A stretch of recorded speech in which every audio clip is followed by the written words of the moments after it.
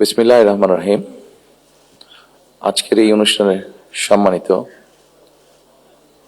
সকল উপস্থিতিবৃন্দ, আসসালামু আলাইকুম।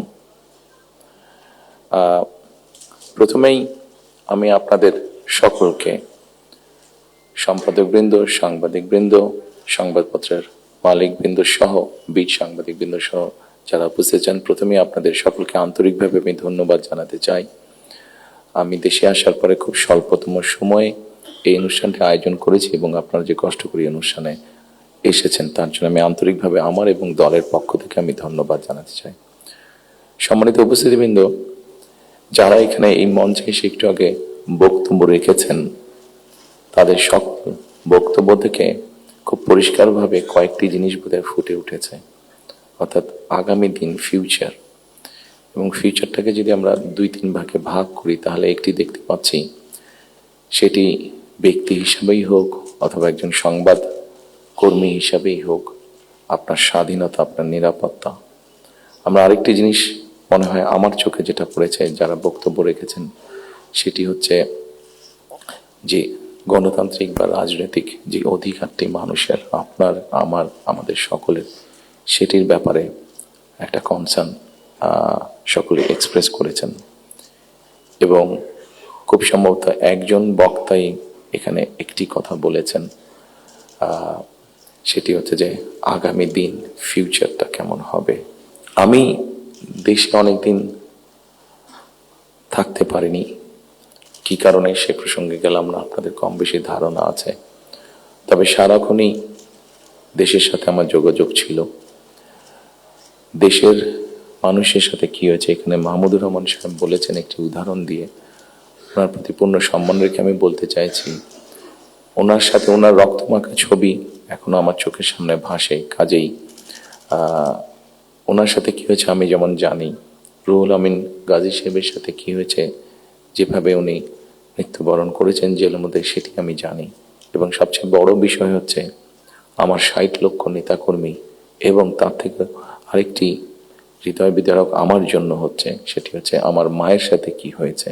কাজে এই ঘটনাগুলো যদি আমরা সকলে সবগুলোকে এক করি, তাহলে যারা দেশে ছিলেন আপনারা, তারা অবশ্যই আমার থেকে একটু বেটার ভালো জানবেন। তবে আমি একদম যে জানি না বোধহয় বিষয়টি তা নয়, আমার একটি ধারণা আছে। সম্মানিত উপস্থিতিবৃন্দ, যে কথাগুলো প্রায় সকলেই বলে গিয়েছেন, এই কথাগুলো যদি আমরা আলোচনা করাই যাবে অনেকক্ষণ ধরে। আপনারা আপনাদের মূল্যবান সময় ব্যয় করে এখানে এসেছেন।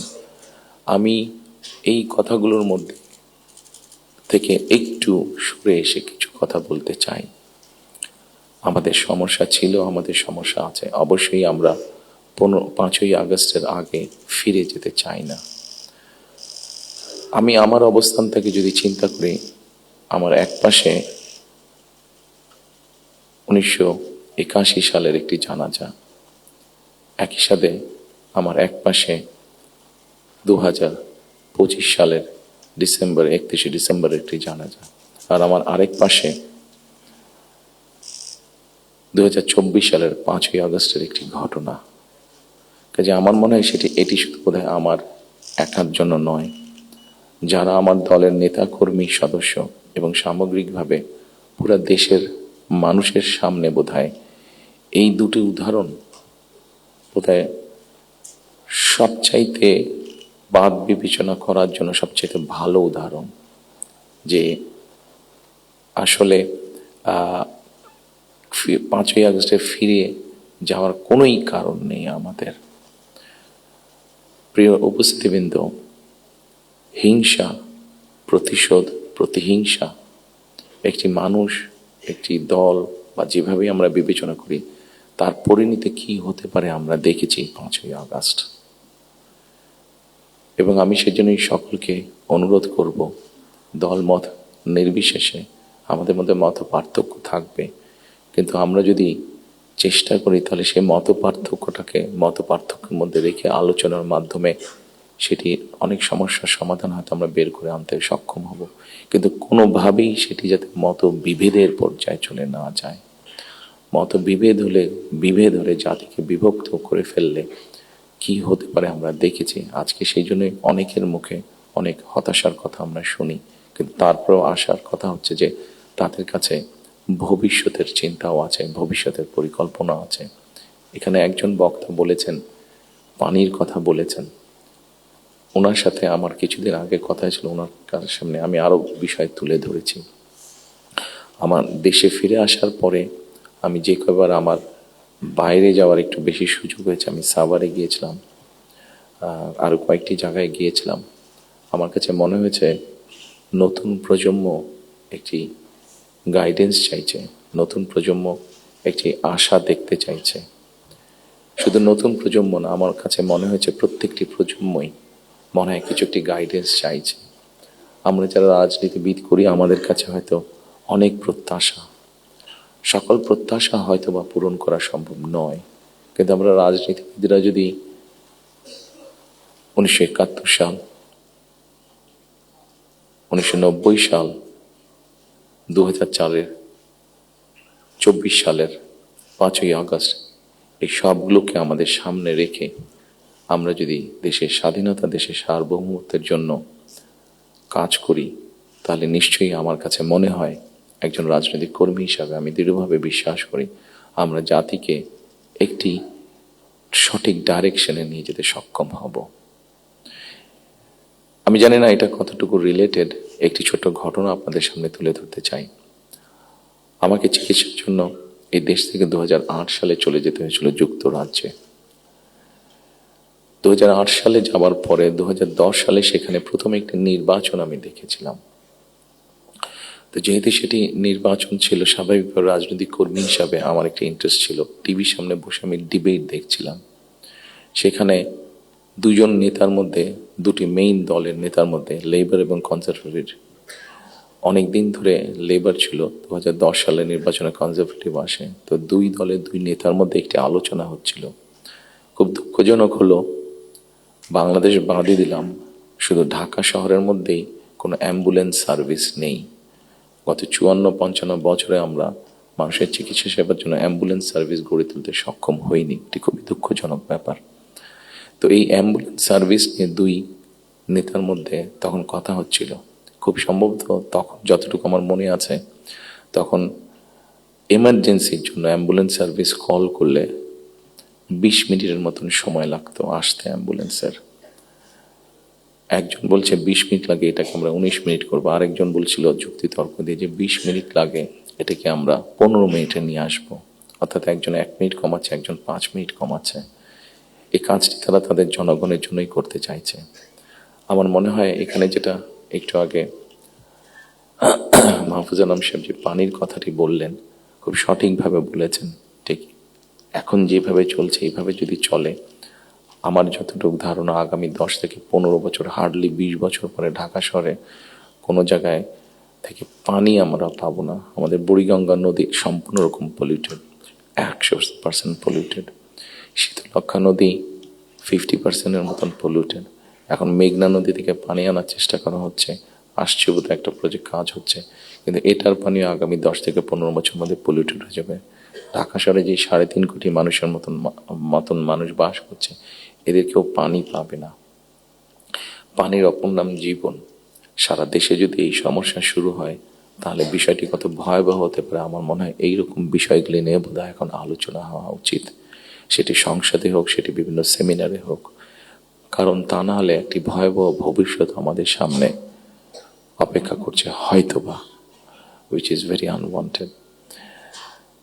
সম্মানিত উপস্থিতিবৃন্দ, একই সাথে আমরা যদি একটু খেয়াল করে দেখি, আমাদের 20 কোটির মতন মানুষ এই দেশে, এবং এই দেশে 20 কোটি মানুষের মধ্যে একটি বড় অংশ হচ্ছে তরুণ সমাজের সদস্য।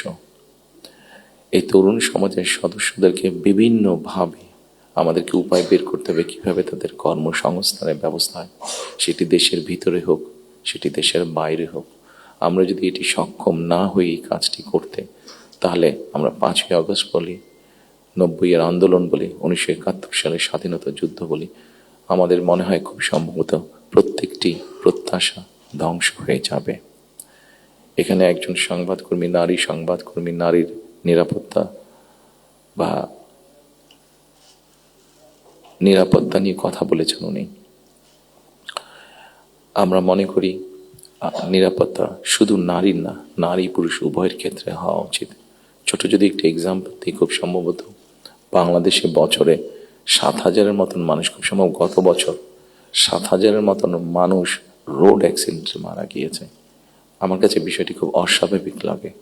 আমার ধারণা আপনারা যদি একটু চিন্তা করেন, আপনাদের প্রত্যেকের কাছে বিষয়টি অস্বাভাবিক লাগবে, কিন্তু ঘটনাটি ঘটছে, কোনো বছর বেশি, কোনো বছর কম। এই অস্বাভাবিক ঘটনাটি কেন ঘটবে?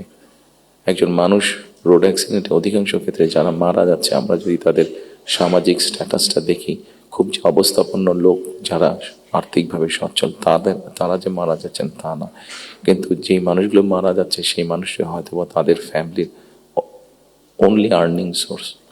মারা যাওয়ার পরে সেই ফ্যামিলিটির কি হচ্ছে, অথবা লোকটি যদি পঙ্গু হয়ে যায়, মানুষটি যদি পঙ্গু হয়ে যায়, তাহলে তার ফ্যামিলির উপরে কি হচ্ছে, এই বিষয়টি বোধহয় আমাদেরকে নজরে আনা উচিত। এরকম অনেকগুলো বিষয় আছে, যে বিষয়গুলো আমার মনে হয় রাজনৈতিক দলগুলোর মধ্যে চিন্তা ভাবনা হওয়া উচিত। এখানে শাইখ সিরাজ সাহেব বসে আছেন, ওনার একটি বিখ্যাত প্রোগ্রাম আছে কৃষি সংক্রান্ত। কৃষকদের কি অবস্থা এখন, সেই বিষয়টি বোধহয় আমাদেরকে বিবেচনা করা উচিত। উনি ভালো বলতে পারবেন। আমার যতটুকু ধারণা আছে যে মানে সরাসরি জমিতে কৃষিকাজের সাথে জড়িত জমির মালিক এরকম কৃষকের সংখ্যা প্রবাবলি 1.5 কোটির মতন সারা বাংলাদেশে, 1,50,00,000-এর মতন। এর মধ্যেও ডিফারেন্ট ক্যাটাগরির কৃষক আছে। এই কৃষকদের বিভিন্ন অসহায়ত্বের নিউজ আপনাদের সংবাদপত্রে প্রকাশ হয়, বিভিন্ন সময় আপনাদের খবরেই প্রকাশিত হয়েছে, বিভিন্ন সময় সেটি ইলেকট্রনিক মিডিয়া হোক, সেটি মেইন মিডিয়া প্রিন্টেড মিডিয়াতেই হোক, প্রকাশিত হয়েছে। এদের ব্যাপারে আমি আমার বিগত সরকারের কথা বলবো, আমার দলের বিগত সরকারের কথা বলবো। সেই সরকার বিভিন্ন সময়ে বিভিন্ন পদক্ষেপ গ্রহণ করেছে। এত বিশাল সংখ্যক মানুষ, যারা 20 কোটি মানুষের খাওয়া পড়ার ব্যবস্থা করছে, খাওয়ার অন্নের সংস্থান করছে, সেই এত বড় সমাজটাকে কিভাবে সাপোর্ট দেওয়া যায়, তাদের হয়তো সেভাবে বলার সুযোগ নেই। এখানে আপনারা সংবাদপত্রের যারা কর্মী আছেন, আপনারা আপনাদের কিছু সমস্যার কথা বলেছেন। আপনাদের সমস্যাটা আমাদের জন্য শুনতে জানতে সহজ হয়, বিকজ আমাদের জন্য একটা ভেন্যু আছে যেখানে আমরা আলাপ করতে পারি। কিন্তু ওই কৃষকগুলো যাদের কোনো ভেন্যু নেই, যারা এরকম একটা প্রোগ্রাম অর্গানাইজ করতে পারছে না, তারা কিভাবে বলবে কথাগুলো? কাজে তাদের কথাটাও তো আমাদেরকে জানতে হবে। কাজে এই বিষয়গুলি, সম্মানিত উপস্থিতিবৃন্দ, আমার মনে হয় এই সকলে এরকম আরো অনেকগুলো বিষয় আছে। আমরা নারীর স্বাধীনতার কথা বলছি। বেগম রোকেয়া নারীর শিক্ষার জন্য আন্দোলন করেছিলেন। মরহুমা বেগম খালেদা জিয়া নারীদের শিক্ষার ব্যাপারটা নিশ্চিত করেছিলেন। পরবর্তীতে আগামী নির্বাচনে ইনশাল্লাহ জনগণের ম্যান্ডেট নিয়ে আমরা সরকার গঠনে সক্ষম হলে আমাদের একটি পরিকল্পনা রয়েছে, এই যেই নারীরা শিক্ষিত হয়েছে এদেরকে অর্থনৈতিকভাবে স্বাবলম্বী করে গড়ে তোলা। একটু আগে আমি যে ফ্যামিলি কার্ডটা বলেছিলাম, সেটির লক্ষ্য বা উদ্দেশ্য হচ্ছে সেটাই, এই নারী সমাজকে গড়ে তোলা। আমাদের হিসাব মতে বাংলাদেশে 4 কোটি ফ্যামিলি আছে। আমরা যদি পরিবার হিসাবে ভাগ করি, এবারে যে একটি পরিবারে 5 জন করে সদস্য ধরা হয়েছে। আমরা এই ফ্যামিলি কার্ডটি আপনাদের সামনে একটু তুলে ধরতে চাইছি, আমাদের পরিকল্পনাগুলো। কারণ এখানে একজন সাংবাদিক উল্লেখ করেছেন যে 25 তারিখে যখন আমি এসেছি, আমি একটি কথা বলেছিলাম মার্টিন লুথার কিং এর মতন, আই হ্যাভ এ ড্রিম, যেমন বলেছিল 62 বছর আগে মার্টিন লুথার কিং। আমি বলেছিলাম আই হ্যাভ এ প্ল্যান। সেই প্ল্যানের মধ্যে একটি অংশ আছে বাংলাদেশের যে হাফ পপুলেশন নারী, তাদেরকে ঘিরে, এবং সেটি হচ্ছে ফ্যামিলি কার্ড। ফ্যামিলি কার্ডের মাধ্যমে ইটস নট যে একটা ফ্যামিলি কার্ড যে নারী পাবে সেটি সে সারা জীবন পাবে। একজন গৃহিণী বা একজন হাউস ওয়াইফ যে পাবেন কার্ডটা সারা জীবনের জন্য না, আমরা 5 থেকে 7 বছর নেব। এই 5 থেকে 7 বছর তাকে আমরা একটা সাপোর্ট দেওয়ার চেষ্টা করব। সেটা টাকার হিসাবে হতে পারে, অথবা এসেনশিয়াল ফুড আইটেমের হিসাবে হতে পারে।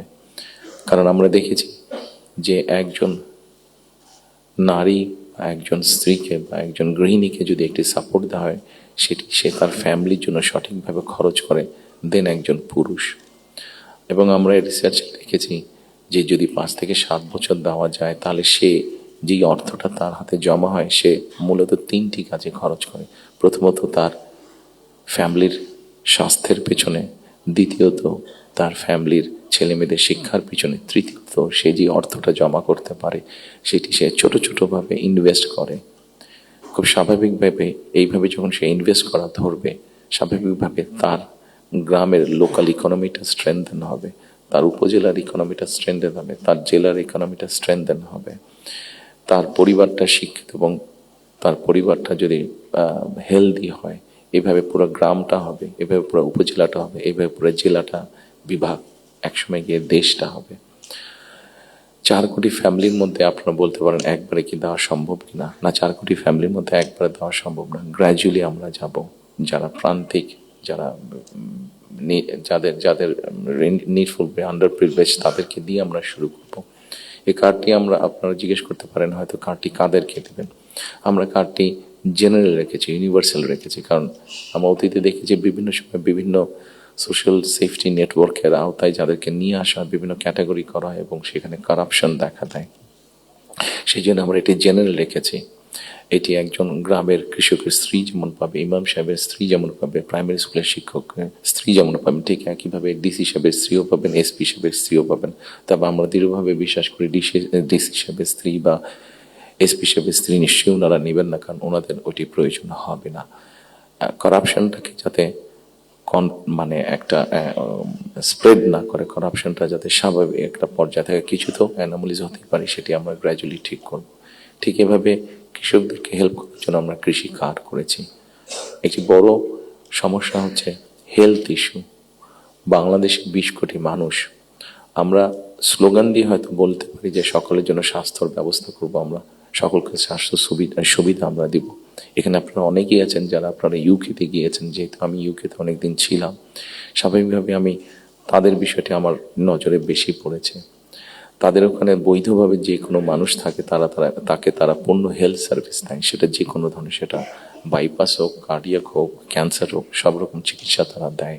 এখন আমরা কিন্তু এখন দেখা যাচ্ছে যে এই কাজটা করতে গিয়ে ইউকের মতন দেশগুলো, ইউরোপের যে ডেভেলপ দেশগুলো আছে, তারাও হিমশিম খাচ্ছে। তারা এখন যেটা চাচ্ছে সেটা হচ্ছে প্রিভেনশন। তারা হিসাব নিকাশ করেছে যে একজন মানুষ অসুস্থ হলে তাকে যদি হাসপাতালে নিয়ে আসা হয়, তাকে যদি ওষুধ দেওয়া হয়, ডাক্তার, নার্স, হসপিটালে বেড, সব কিছু, তাতে খরচ অনেক বেশি হয়। কিন্তু যদি প্রিভেনশন করা হয়, মানুষকে যদি সচেতন করা হয় যে এই খাবারগুলো খেও না, তাহলে তুমি কিডনি প্রবলেম হবে না, এই খাবারগুলো খেও না তাহলে তোমার হার্ট প্রবলেম হবে না, এই খাবারগুলো খেও না তাহলে তোমার ডায়াবেটিক হবে না। মানুষকে যদি এভাবে সচেতন করা যায়, তাহলে দেখা গেছে তাতে রাষ্ট্রের খরচ অনেক কমে আসে, মানুষের সুস্থ থাকে। এবং এটার বেস করে, যেহেতু ইউরোপে এই কাজটা চলছে, এটার উপরে বেস করে আমরা হেলথ কেয়ারার অ্যাপয়েন্ট করতে চাই। এবং এই হেলথ কেয়ারের অ্যাপয়েন্টের আরেকটি মূল লক্ষ্য উদ্দেশ্য হচ্ছে এরা যেরকম বেসিক ট্রেনিং পাওয়ার পরে গিয়ে মানুষকে সচেতন করবে, অ্যাট দ্য সেম টাইম সম্মানিত উপস্থিতিবৃন্দ, আরেকটি বিষয় বোধহয় আমাদের নজরে খুব আনা প্রয়োজন।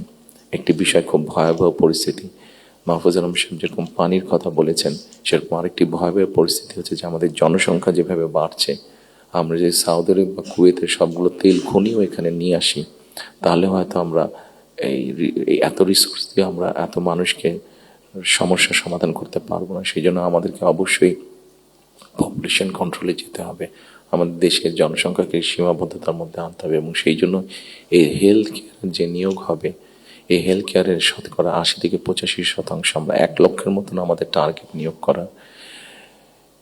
এই হেলথ কেয়ারের 80 থেকে 85% আমরা নারী কর্মীকে নিয়োগ করতে চাই, যাতে নারী কর্মীরা গিয়ে ঘরে ঘরে বোঝাতে সক্ষম হন যে কি জন্য প্রয়োজন হাইজিন মেনটেন করা এবং পরিবারকে সুস্থ রাখা, অ্যাট দ্য সেম টাইম পরিবারকে একটি রিজনেবল সাইজের মধ্যে রাখা, পরিবারের সদস্য সংখ্যা। ঠিক একইভাবে কৃষকের কথা আপনাদের সামনে বলেছি, যেই বিষয়টি আমি আপনাদের সামনে একটু আগে উল্লেখ করেছিলাম সম্মানিত উপস্থিতিবৃন্দ, সেটি হচ্ছে যে বিরাট এক তরুণ সমাজের সদস্য আমাদের আছেন।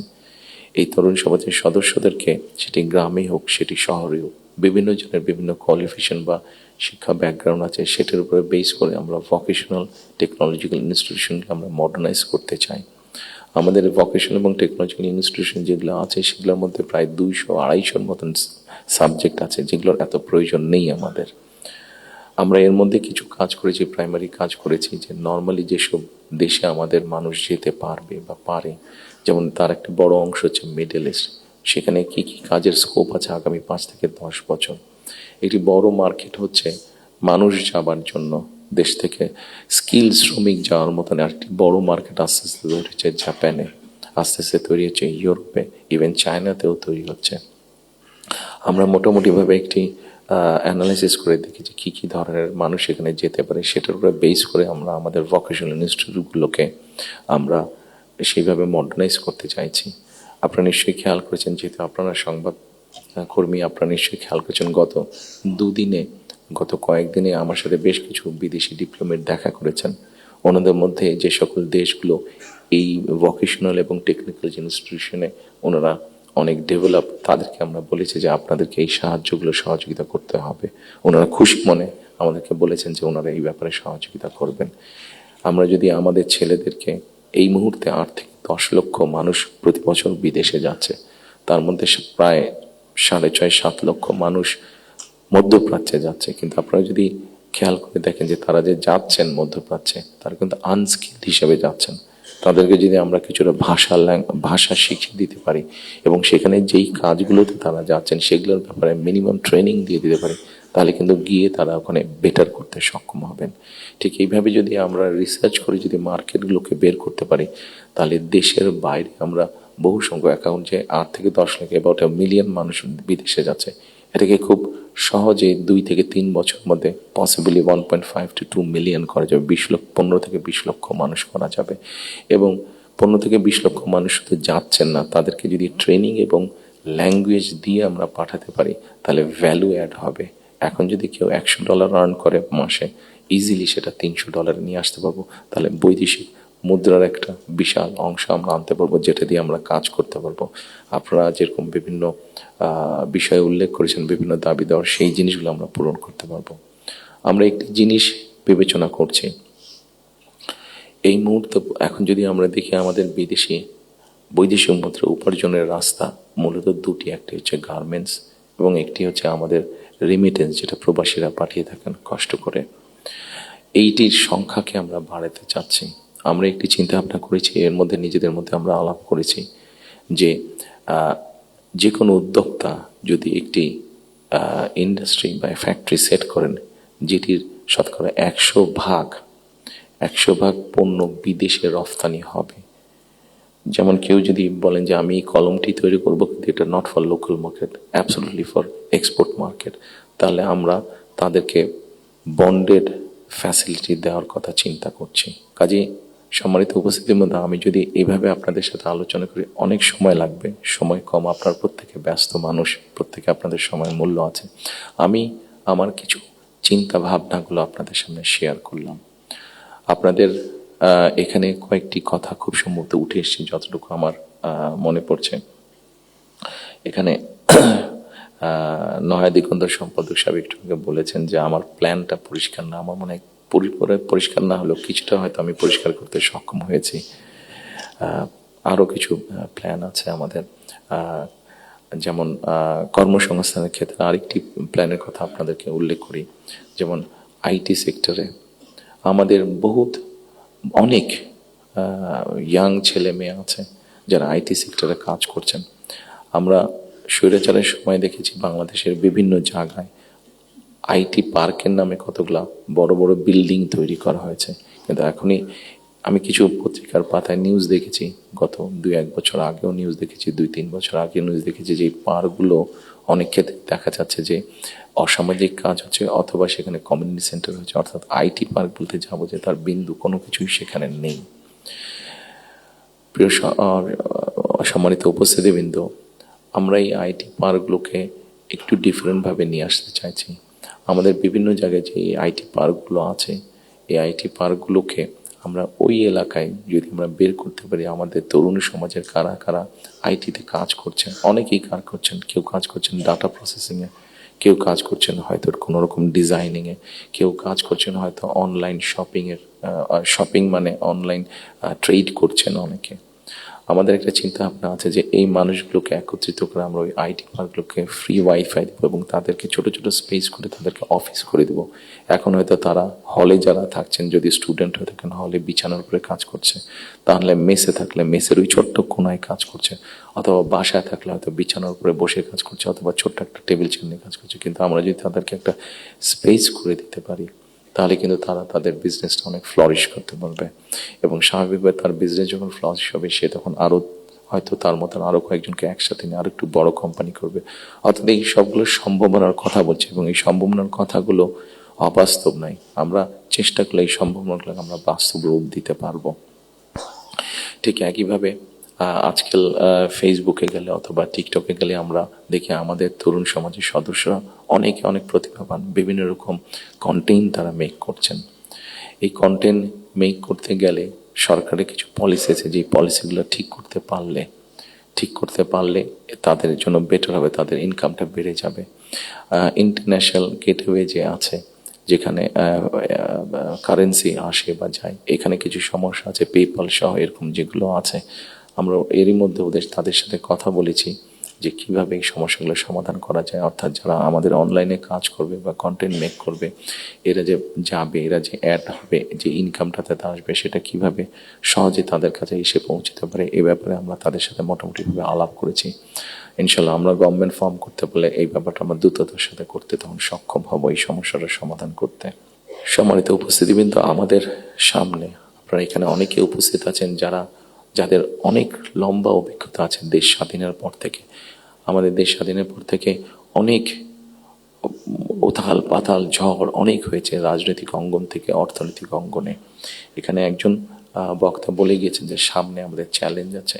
একজন রাজনৈতিক কর্মী হিসাবে আমার কাছে মনে হয় ইয়েস, সামনে আমাদের অনেক কঠিন চ্যালেঞ্জ আছে, আমাদের মধ্যে বিভিন্ন রকম মত পার্থক্য আছে।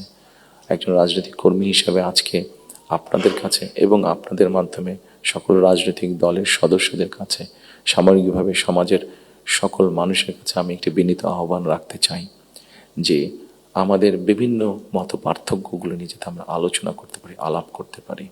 আমাদেরকে যে কোনো মূল্যে ডেমোক্রেটিক প্রসেস, যেটা আমরা 12 তারিখ থেকে ইনশাল্লাহ শুরু করতে যাচ্ছি। এখানে এনটিভির আমাদের ওনার নামটা আমি জহিরুল আলম সাহেব অনেক আগে আমার একবার একটা ইন্টারভিউ নিয়েছিলেন। আমি ওনাকে খুব সম্ভবত ওনাকে বলেছিলাম, অথবা মতি ভাই এখানে উপস্থিত আছেন, মানব জীবনের মতি ভাই, খুব সম্ভব ওনার ইন্টারভিউতে আমি বলেছিলাম যে আমাদেরকে যে কোনো মূল্যে হোক ডেমোক্রেটিক প্রসেসটা চালু রাখতে হবে, আমাদের জবাবদিহিতাটা চালু রাখতে হবে যে কোনো মূল্যে। সেটি জাতীয় পর্যায়ে হোক, সেটি লোকাল পর্যায়ে হোক, অর্থাৎ ইউনিয়ন পরিষদ নির্বাচন, পৌরসভার নির্বাচন লোকাল পর্যায়ে হোক, সেটা কোনো ট্রেড বডির ইলেকশন হোক। আমার ব্যক্তি যেটা বিশ্বাস, আমরা যে কোনো মূল্যে যদি এই যে জবাবদিহিতাটা, গণতান্ত্রিক প্রসেসটা যদি আমরা কন্টিনিউ করতে পারি, অনেক বেগ হয়তো আসবে, অনেক কঠিন হবে, কিন্তু একটা সার্টেন টাইম পর পর আমরা যদি গণতান্ত্রিক প্রসেসটাকে কন্টিনিউ করে যেতে পারি, তাহলে নিশ্চয়ই আমরা অবস্থার পরিবর্তন ঘটাতে সক্ষম হব।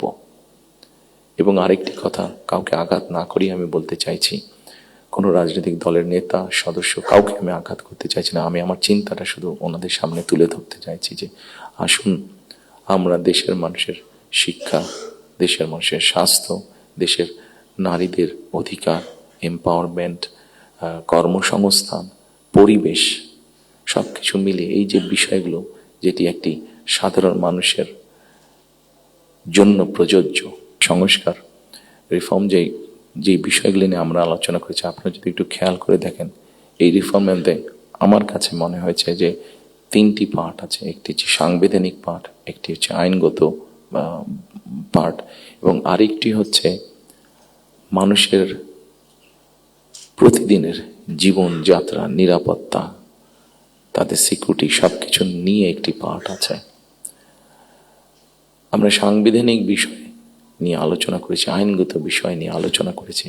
আমার মনে হয় মানুষের প্রতিদিনকার প্রত্যেকটি মানুষ, সকল সমাজের প্রত্যেকটি শ্রেণী পেশার মানুষ, তাদের প্রতিদিনকার যে চাওয়া পাওয়াগুলা, প্রয়োজনগুলো, সেটা নিয়ে বোধহয় আমরা আলাপ আলোচনা একটু কম করেছি।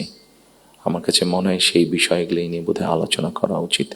সেই বিষয়গুলি নিয়ে বোধহয় প্রত্যেকটি রাজনৈতিক দলের আলোচনা করা উচিত। আমরা শুধু রাজনৈতিক বিষয় নিয়ে সেমিনার করছি, সিম্পোজিয়াম করছি, আলোচনা করছি, তর্ক বিতর্ক করছি, অবশ্যই ওগুলো প্রয়োজন আছে, কিন্তু অ্যাট দ্য সেম টাইম আমরা যদি মানুষের প্রতিদিনকার তার চিকিৎসা ব্যবস্থা কী হবে, তার কর্মসংস্থান কী হবে, তার পরিবারের সন্তানদের শিক্ষা ব্যবস্থা কী হবে, তার রাস্তায় বের হলে নিরাপদে সে ফিরে আসতে পারবে কিনা, এইরকম বিষয় যেগুলো আছে, এই বিষয়গুলো নিয়েও বোধহয় আমাদের আলোচনা আরও একটু বেশি হওয়া উচিত। এই বিষয়গুলো নিয়ে বোধহয় আমাদের প্ল্যান প্রোগ্রাম আরও একটু বেশি হওয়া উচিত। এই পলিসিগুলো নিয়ে বোধহয় আমাদের চিন্তা ভাবনা আরও একটু বেশি হওয়া উচিত। সম্মানিত উপস্থিতিবৃন্দ, সামনে নির্বাচন। আমি একটি রাজনৈতিক দলের সদস্য।